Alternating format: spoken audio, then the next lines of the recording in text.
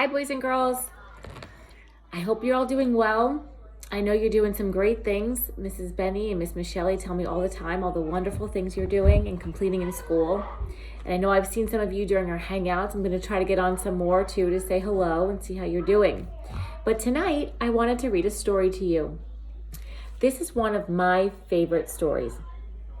Some of you may have already read it, and some of you might have even seen the movie, but it's such a great story.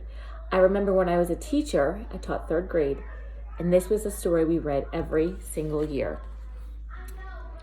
Cloudy with a Chance of Meatballs.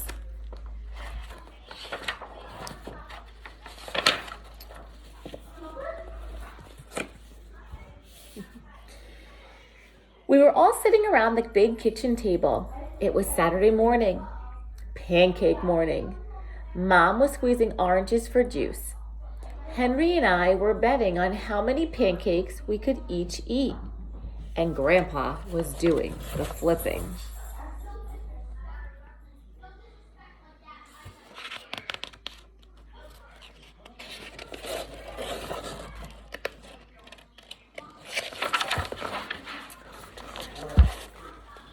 Seconds later, something flew through the air, headed toward the kitchen ceiling. After we realized that the flying object was only a pancake, we all laughed, even Grandpa. Breakfast continued quite uneventfully. All the other pancakes landed in the pan, and all of them were eaten, even the one that landed on Henry.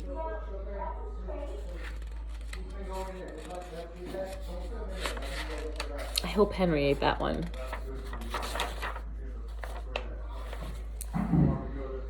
That night, touched off by the pancake incident at breakfast, Grandpa told us the best tall tale bedtime story he'd ever told. Across an ocean, over lots of huge bumpy mountains, across 3 hot deserts and 1 small ocean, there lay the tiny town of Chew and Swallow.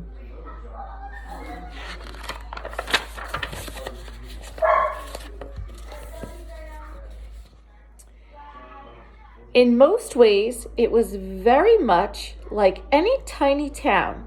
It had a main street lined with stores, houses with trees, and gardens around them. A schoolhouse, about 300 people, and some assorted cats and dogs. Just like our town, but a little smaller. But there was no food stores in the town of Chew and Swallow. They didn't need any. The sky supplied all the food they could possibly want. The only thing that was really different about Chew and Swallow was its weather. It came 3 times a day, at breakfast, lunch, and dinner. Everything that everyone ate came from the sky.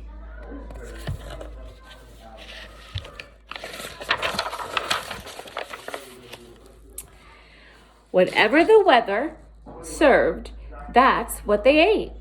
But it never rained rain, it never snowed snow, and it never blew wind. It rained things like soup and juice. It snowed mashed potatoes and green peas.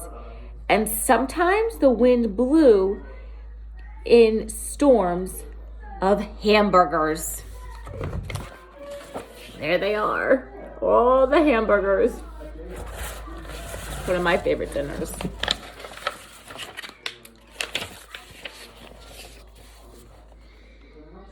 The people could watch the weather report on television in the morning, and they would even hear a prediction for the next day's food. When the townspeople went outside, they carried their plates, cups, glasses, forks, spoons, knives, and napkins with them. That way, they would always be prepared for any kind of weather. If there were leftovers, and there usually were, the people took them home and put them in their refrigerator in case they got hungry in between meals.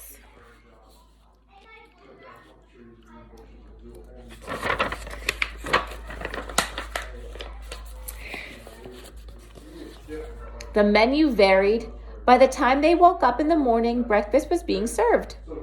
After a brief shower of orange juice, low clouds of sunny side up eggs moved in, followed by pieces of toast, buttered and jelly and sprinkled down for the toast. And most of the time, it rained milk afterwards. It rained their toast and their jelly, and then something to wash it down with. For lunch one day, Frankfurters, already in their rolls, blew in from the northwest at about 5 miles an hour. Frankfurters? They're hot dogs. There were mustard clouds nearby. Then the wind shifted to the east and brought in a drizzle of soda, finished off the meal. So hot dogs and soda.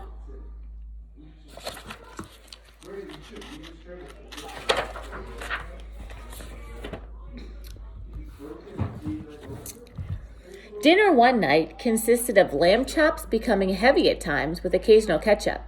Periods of peas and baked potatoes were followed by gradual clearing with wonderful Jell-O setting in the west.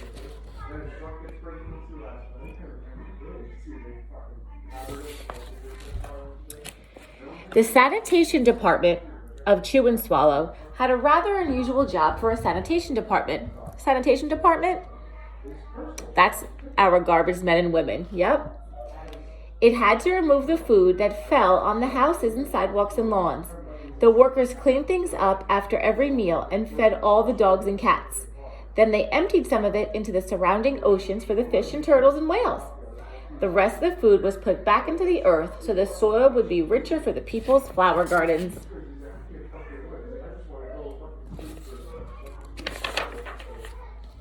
Life for the townspeople was delicious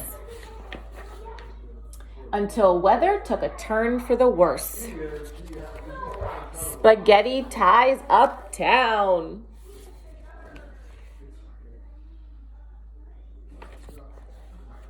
One day, there was nothing but gorgonzola cheese all day long. The next day, there was only broccoli and all overcooked. And the next day, there were Brussels sprouts and peanut butter with mayonnaise. Another day, there was a pea soup fog. No one could see where they were going, and they could barely find the rest of the meal that got stuck in the fog. Uh-oh. The food was getting larger and larger, and so were the portions. The people were getting frightened. Violent storms blew up frequently. Awful things were happening. One Tuesday, there was a hurricane of bread and rolls all day long and into the night. There were soft rolls and hard rolls, some with seeds and some without. There was white bread and rye and whole wheat toast. Most of it was larger than they had ever seen bread and rolls before. It was a terrible day. Everyone had to stay indoors. Roofs were damaged and sanitation department was beside itself. The mess took the workers 4 days to clean up, and the sea was full of floating rolls. To help out, the people piled up as much bread as they could in their backyards. The birds picked at it, but it just stayed there and got staler and staler.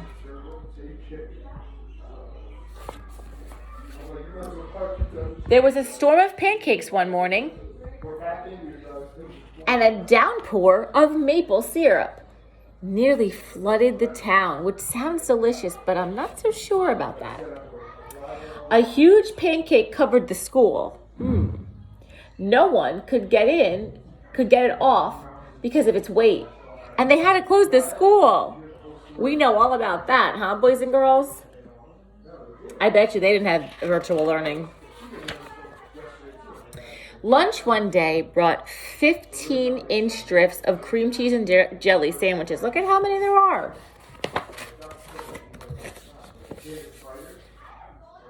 It's a lot of jelly sandwiches. Everyone ate themselves sick, and the day ended with a stomachache.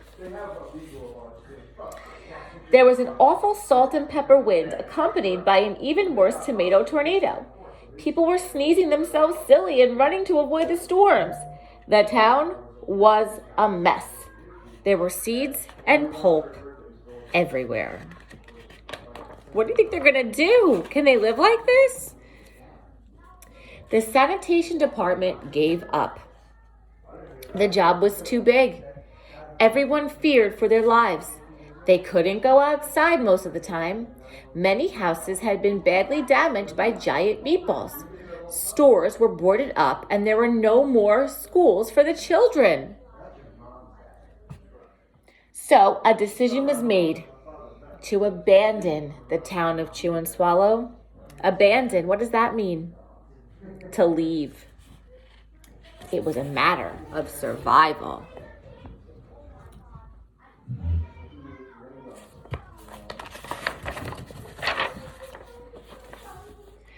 The people glued together the tiny pieces of stale bread. I gotta show you this as we do it. The people glued together the tiny pieces of stale bread. Let me read that again.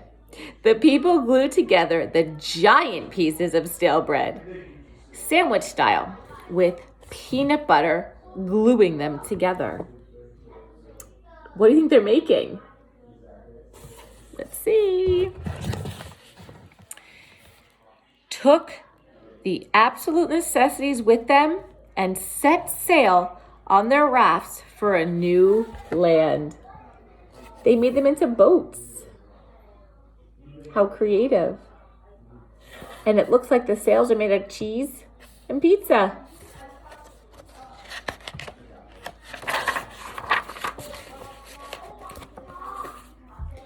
After being afloat for a week, they finally reached a small coastal town, which welcomed them. The bread had held up surprisingly well enough for them to build temporary houses for themselves out of it. So they took the bread and they made homes. On the coastal town, right? Because it's on the coast by the water. The children began school again, and the adults all tried to find places for themselves in the new land.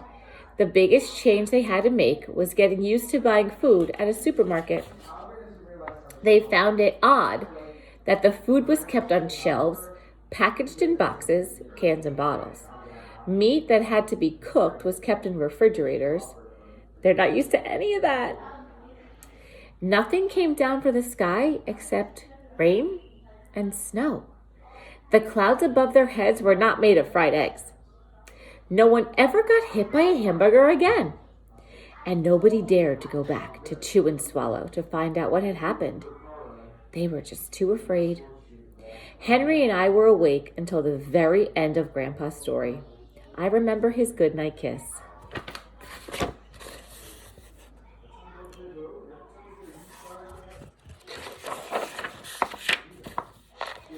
The next morning, we woke up to see snow falling outside our windows.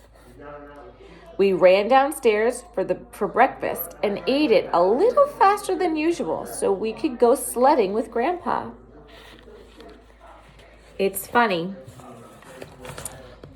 but even as we were sliding down the hill, we thought we saw a giant pat of butter at the top, and we could almost smell mashed potatoes. The end. So, boys and girls, if you have a chance, you could check out, this is a movie that was made for kids, Cloudy with a Chance of Meatballs. So now that you heard the story, you could probably check it out as a movie. This is a cute little story, one of my absolute favorites. probably because it's about food and I love to eat. So, boys and girls, I hope you're doing well. I miss you. I can't wait to see you soon. And have a great day, great rest of your night, and I'll see you soon. Bye.